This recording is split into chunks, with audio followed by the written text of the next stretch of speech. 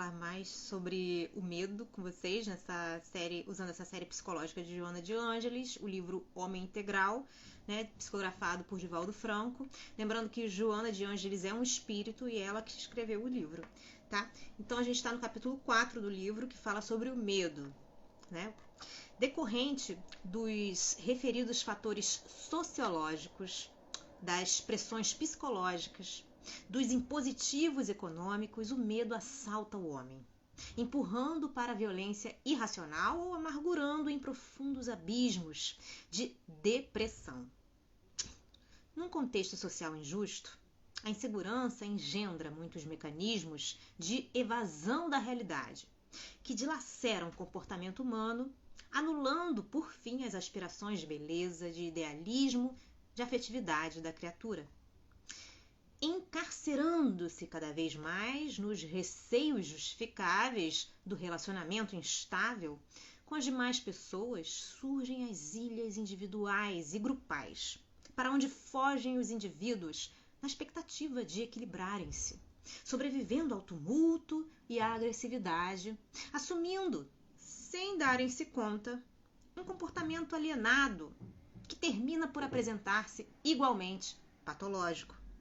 As precauções para resguardar-se, poupar a família aos dissabores dos delinquentes, mantendo os haveres em lugares quase inexpugnáveis, fazem o homem emparedar-se no lar ou aglomerar-se em clubes com pessoal selecionado, perdendo a identidade em relação a si mesmo, ao seu próximo, e consumindo-se em conflitos individualistas, a caminho dos desequilíbrios de grave porte.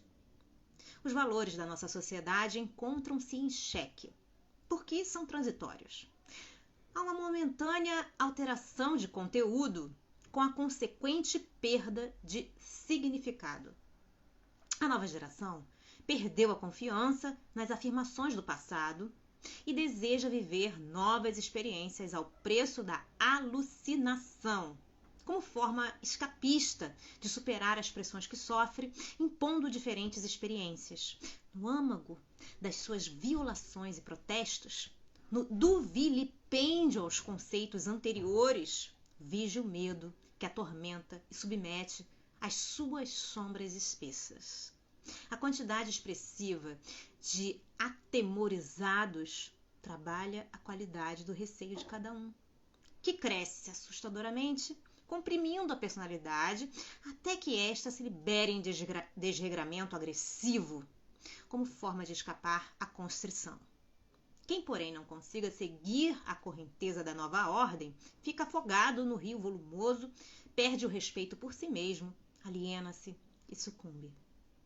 Na luta furiosa, as festas ruidosas, as extravagâncias de conduta, os desperdícios de moedas e o exibicionismo com que algumas pessoas pensam vencer os medos íntimos, apenas se transformam em lâminas baças de vidro pelas quais observam a vida sempre distorcida, face à óptica incorreta que se permitem.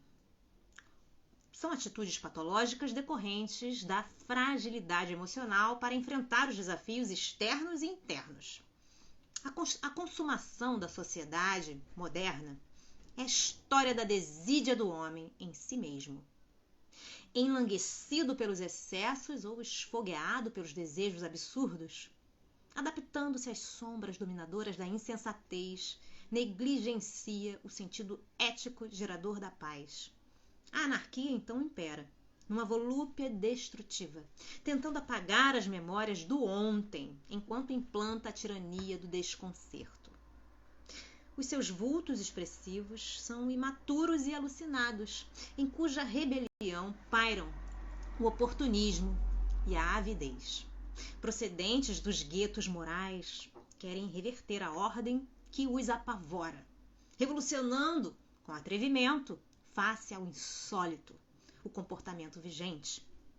Os antigos ídolos que condenaram a década de 20 e 30 como a geração perdida produziram a atual era da insegurança, na qual malograram as profecias exageradamente otimistas dos apaniguados do prazer em exaustão, fabricando os super-homens da mídia que, em análise última, são mais frágeis do que os seus adoradores, pois que não passam de heróis da frustração.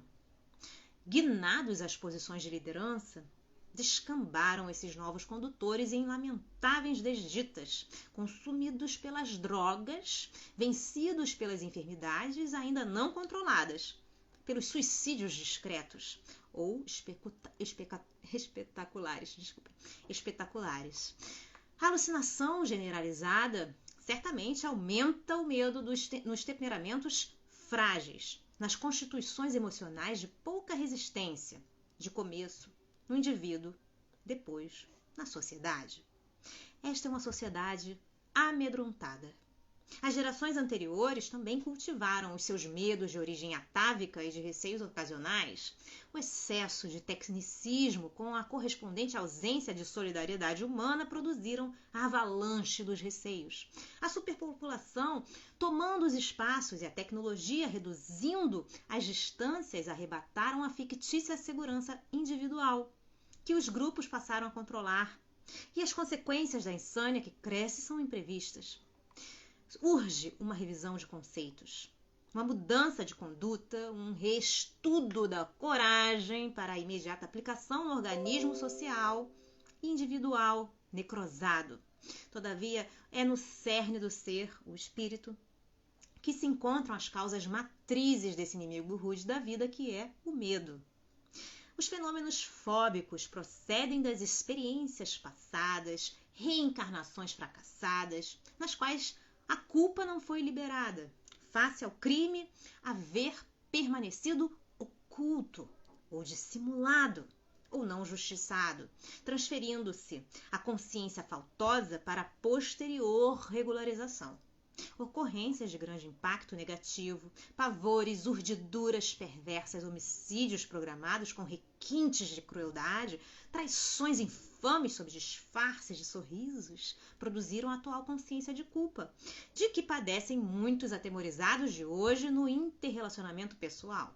Outros, sim, catalépticos sepultados vivos, que despertaram na tumba e vieram a falecer depois por falta de oxigênio, reencarnam-se vitimados pelas profundas claustrofobias, vivendo em precárias condições de sanidade mental.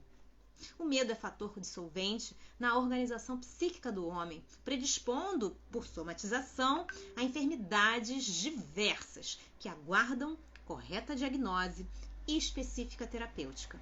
À medida que a consciência se expande e o indivíduo se abriga na fé religiosa racional, na certeza da sua imortalidade, ele se libera, se agiganta, recupera a identidade e humaniza-se definitivamente, vencendo o medo e os seus sequazes, sejam de ontem ou de agora. Bom, gente, ficamos por aqui. Eu espero que vocês estejam gostando dessa leitura tanto quanto eu. Desejo a vocês um grande dia, um beijo grande. Até a próxima. Tchau, tchau.